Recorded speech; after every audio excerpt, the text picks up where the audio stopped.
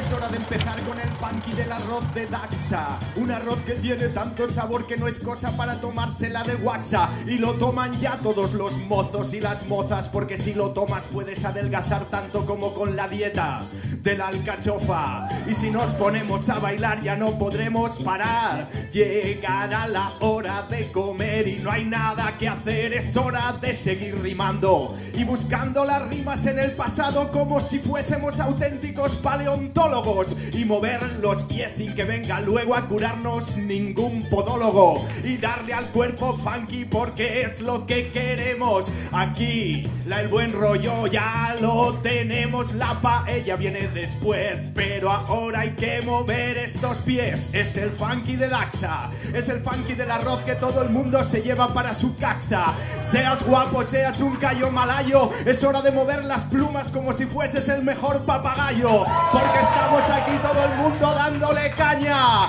moviendo las piernas, moviendo los brazos, moviendo la cabeza, moviendo los ojos, y todo el mundo moviéndose como si le picaran 1000 piojos. Este es el funky de Daxa, todo el mundo a bailar. Es el funky de Daxa, David Trashumante en acción.